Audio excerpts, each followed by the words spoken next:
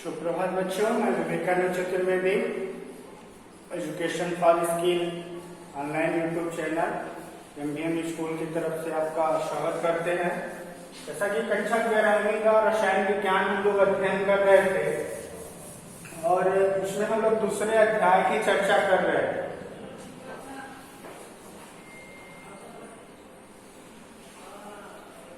जिसमें आप लोगों ने देखा था दो तीन वीडियो शायद मैंने इसके दिए भी हैं आपको। तो जिसमें मैंने चर्चा करा था कि पहले जो डाल्टन का परमाणुवाद का सिद्धांत था उसके बारे में, तो उसमें पता चला था कि 3 मूल कण होते हैं, इलेक्ट्रॉन, प्रोटॉन और न्यूट्रॉन। तो पिछली वीडियो में हम लोगों ने चर्चा करा था कि इलेक्ट्रॉन की खोज कैसे हुई थी, किसने करा था, उस पर आवेश क्या होता है, उसके द्रव्यमान क्या होता है। तो दूसरा जो मूल कण है 3 होते हैं, इलेक्ट्रॉन, प्रोटॉन और न्यूट्रॉन। तो आज हम लोग चर्चा करेंगे प्रोटॉन और न्यूट्रॉन की खोज के बारे में। किसके बारे में? प्रोटॉन व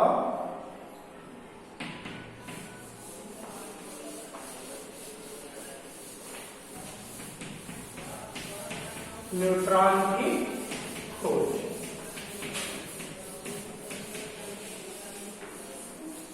जैसा कि आपने देखा था पिछले वीडियो में, तो मैंने आपको बताया था कि जो इलेक्ट्रॉन होता है, इलेक्ट्रॉन की खोज जे थॉमसन ने करा था सन 1850 ईस्वी के लगभग। तो उसी क्रम में हम लोग आज देखेंगे कि प्रोटॉन और न्यूट्रॉन की खोज कैसे हुई। इसमें ज्यादा कुछ नहीं समझना है, जैसा कि मैंने पिछले वीडियो में आपको चित्र के माध्यम से चर्चा करा था। तो उसमें क्या था कि आपने देखा कि जो किरणें थी, यानी कि जो उच्च वोल्टता यहाँ बनाया गया था, वहां के विलयन में जब विद्युत धारा या कोई विद्युत ऊर्जा जो है जब उसको दिया गया था, तो वहां क्या होता था, वहां से वो ऊर्जा कैथोड पे पहुंचती थी, वहां निक्षेपण होता था उनका, ठीक है, वहां वो डिपॉजिट होते थे और कैथोड की प्लेट से किरणें निकलती थी, जिसे हम लोगों ने क्या कहा था, कैथोड रे। हम लोगों ने क्या कहा था उसे, कैथोड रे या कैथोड किरण, ठीक है।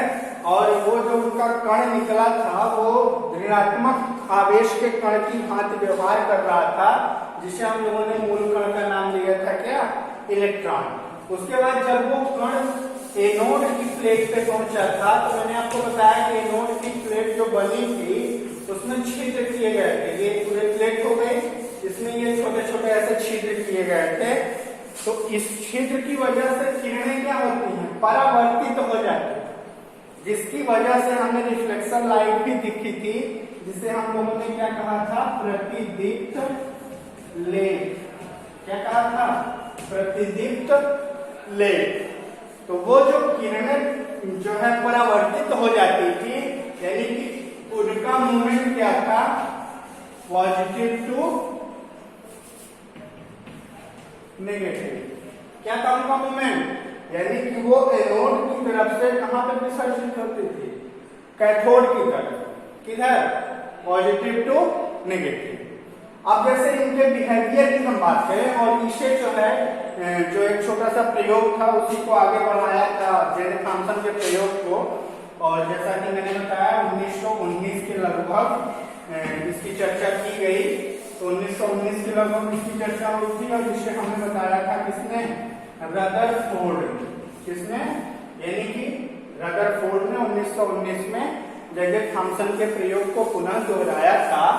और जो रिफ्लेक्शन हो रहा था एनोड की प्लेट पे, उसी के रिफ्लेक्शन से उन्होंने बताया कि किरणें जो रिफ्लेक्ट होती हैं वो एनोड से कैथोड की तरफ भी मूव करती हैं, और उस कण को जो है इन्होंने क्या नाम दिया, प्रोटॉन। क्या नाम दिया, और इस कण को हम क्या कहते हैं, एनोड, यानी एनोड रे या एनोड। कहने का तात्पर्य क्या है, जो हमने बताया था आपको वो चीजें उसी से रिफ्लेक्टेड ये भी है। बस अंतर क्या है कि जो किरणें वहां पे पॉजिटिव टू नेगेटिव चल रही थी, मूव हो रहा था उनका, अब इसमें क्या होगा, नेगेटिव। तो उन्होंने 2-3 पॉइंट उन्होंने भी कॉमन बताए कि जैसे कि उसमें जो गैस भरी जाती है तो इलेक्ट्रॉन जो होता है उसकी जो प्रकृति होती है उस पर निर्भर नहीं करती उसके द्रव्यमान की, लेकिन इन्होंने क्या बताया कि जो उसमें गैसेस होती हैं उसके प्रोटॉन के द्रव्यमान की प्रकृति निर्भर करती है। विद्युतीय और चुंबकीय क्षेत्र से ये प्रभावित होते हैं। उसके बाद इन्होंने बताया कि जो धनात्मक आवेशित कण होते हैं इस एनोड किरणों का जो रिफ्लेक्टेड किरणें थी, परावर्तित किरणें, इनका बिहेवियर क्या था, उसी की तरह था, किसकी तरह, धनात्मक आवेश की तरह। इसीलिए इसको नाम क्या दिया गया, P फॉर प्रोटॉन। क्या नाम दिया गया, प्रोटॉन। ठीक है।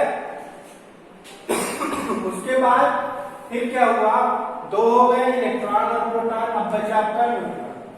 तो एक अल्फा पार्टिकल होता है जो एक धनात्मक, और ये प्रोटॉन के बारे में एक और कॉमन चीज है कि जो सबसे पहला ये धनात्मक कण होता है और हाइड्रोजन से सबसे पहले इसे प्राप्त किया गया था। किससे, हाइड्रोजन से, इसीलिए इसे हाइड्रोजन भी बोलते हैं। जैसे एक प्रोटॉन निकला या एक हाइड्रोजन, दोनों चीजें क्या होती हैं, सेम होती है, यानी कि इसे भी धनात्मक माना जाता है, इसीलिए H+ ये होती है। ठीक है। अब बात है इलेक्ट्रॉन की। तो एक साइंटिस्ट थे जेम्स चैडविक, क्या नाम था उनका, जेम्स चैडविक। इन्होंने 1932 में, कब, 1932 में एक अल्फा पार्टिकल होता है जो एक धनात्मक पार्टिकल होता है, तो एक हीलियम एटम, हीलियम या बेरिलियम पे इन्होंने क्या करा था, अल्फा पार्टिकल की बॉम्बार्डिंग कराई थी, बौछार कराई थी। तो उससे एक जो है पार्टिकल, एक नया मूल कण निकला था जो क्या था, विद्युत उदासीन था। क्या था, विद्युत उदासीन, यानी कि वो किसी आवेश की तरफ आकर्षित नहीं हो रहा था, ना तो धन आवेश की तरफ और ना ही ऋण आवेश की तरफ। तो उसी का नाम इन्होंने क्या दिया, न्यूट्रॉन। क्या नाम दिया, न्यूट्रॉन, और सिंबल दिया इन्होंने एन से किसको दिखाते हैं, न्यूट्रॉन को। न्यूट्रॉन क्या होता है, विद्युत उदासीन कण होता है। कैसे प्राप्त हुआ ये, अल्फा की बॉम्बार्डिंग कराई गई, किस पे, बेरिलियम पर। खोज किसने की, जेम्स चैडविक, किस सन में, 1900। तो इस प्रकार आपने देखा कि जो तीन मूल कणों की बात मैंने आपसे कही थी, किसी भी परमाणु की जो संरचना होती है वह क्या होती है, तीन मूल कणों से मिलकर बनी होती है। तीनों मूल कण कौन कौन से होते हैं, इलेक्ट्रॉन, प्रोटॉन और न्यूट्रॉन। तो इस तरह से आपने देखा कि इलेक्ट्रॉन, प्रोटॉन और न्यूट्रॉन, इन तीनों की खोज कैसे हुई, खोज किसने की, कौन धनात्मक कौन ऋणात्मक है, कौन विद्युत उदासीन है, इस तरह की चीजें आपने देखा।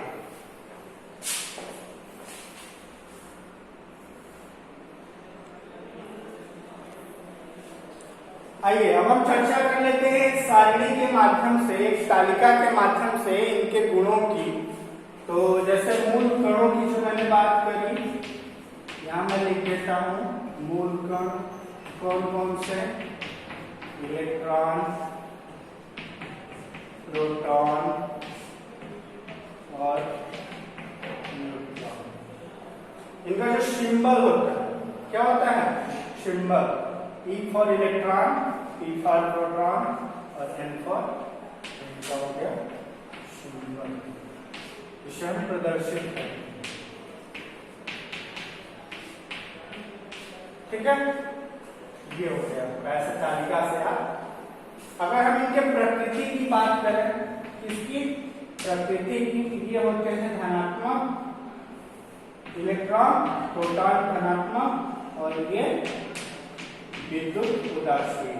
क्या होता है, विद्युत उदासीन, यानी कि ये जो है ऋणात्मक आवेश के जो कण होते हैं उनकी भांति व्यवहार करता है। प्रोटॉन धनात्मक आवेश की कण की भांति करता है, न्यूट्रॉन। अब अगर इसकी खोज की हम बात करें तो इलेक्ट्रॉन की खोज किसने की, थॉमसन ने। कब की, थॉमसन पहले लिख लेते हैं, उसके बाद बात कर लेंगे रदरफोर्ड प्रोटॉन की और जेम्स चैडविक। ठीक है, इन्होंने सन की बात करें 1850 में इलेक्ट्रॉन, 1919 में प्रोटॉन और 1932 में, ठीक। अगर इनके आवेश की बात करें तो इलेक्ट्रॉन प्रोटॉन पे आवेश की जो मात्रा होती है वह समान होती है, केवल चिन्ह का अंतर होता है। इलेक्ट्रॉन पे ऋणात्मक आवेश होता है और प्रोटॉन पे धनात्मक आवेश होता है, ठीक है।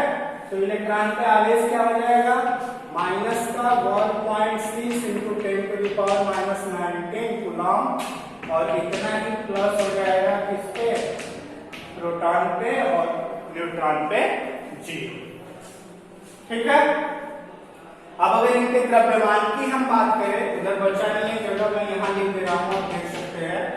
द्रव्यमान की हम बात करें तो प्रोटॉन न्यूट्रॉन इलेक्ट्रॉन को होता है 9.1 10⁻31 kg, ठीक है। 1.6726 into 10⁻27 kg, 1.6749 into 10⁻27 यानी कि जो प्रोटॉन और न्यूट्रॉन होते हैं इसमें क्या होता है कि थोड़ा सा अंतर होता है। तो इस तालिका के माध्यम से आप देख सकते हैं कि ये हमारे 3 मूल कण हो गए, इलेक्ट्रॉन, प्रोटॉन, न्यूट्रॉन। इलेक्ट्रॉन को ई से प्रदर्शित करते हैं, प्रोटॉन को पी से, न्यूट्रॉन को एन से। कि प्रकृति की बात करें, इलेक्ट्रॉन पे ऋणात्मक चिन्ह होता है, प्रोटॉन पे धनात्मक और न्यूट्रॉन हमारा विद्युत उदासीन होता है। इसकी खोज जो हुई, खोज सन, आवेश और द्रव्यमान, तो इसकी खोज इलेक्ट्रॉन की थॉमसन ने करी थी, प्रोटॉन की रदरफोर्ड, इसकी जेम्स चैडविक। इसके लिए मैंने एक सिंबल भी बताया था आपको, और इसे इलेक्ट्रॉन, इसे प्रोटॉन, इनसे न्यूट्रॉन, इसे थॉमसन, आर से रदरफोर्ड, सी से चैडविक, ठीक है। इसकी खोज 1850, रदरफोर्ड 1919, 1932, ये इनके आवेश और ये इनका। तो इस तरह से आपने देखा कि ये मूल कण क्या होते हैं, इनकी खोज कैसे हुई, इनकी प्रकृति क्या है, इनकी आवेश क्या है, इसके बारे में। अब इसके बाद आगे टॉपिक शुरू होगा आपका परमाणु मॉडल के बारे में। कि जैसे मान लीजिए मूल कणों की खोज तो हो गई, ठीक है, मूल कणों की खोज के लिए कैसे व्यवस्थित होते हैं, क्या होता है, जो भी चीजें हैं, कैसे परमाणु बना, उसकी संरचना क्या हो। जैसे छोटी सी चीज मैं समझाऊं आपको, चीजों को हमने इकट्ठा कर लिया, लेकिन हमें बनाने की विधि भी तो आनी चाहिए। खाना बनाना है, हमने सारा सामान इकट्ठा कर लिया, अब उसको बनाना कैसे, पता चला कि पहले जो है मसाले को भूनना है, पता चला हमने सबसे पहले सब्जी डाल के उसको, उसमें तेल डाले ही नहीं, ऐसे ही कर। तो इसकी हमें विधि भी पता होनी चाहिए। तो हमने मूल कणों की खोज कर ली। अब आगे के वीडियो से हम क्या करेंगे, परमाणु की संरचना करेंगे, जिसके लिए हमारा टॉपिक है परमाणु मॉडल। विभिन्न परमाणु मॉडल है, एक एक मॉडल की हम चर्चा करेंगे आपसे। तो आज के वीडियो में सिर्फ इतना ही, इसे आप अच्छे से देखें, समझें। तब तक के लिए धन्यवाद।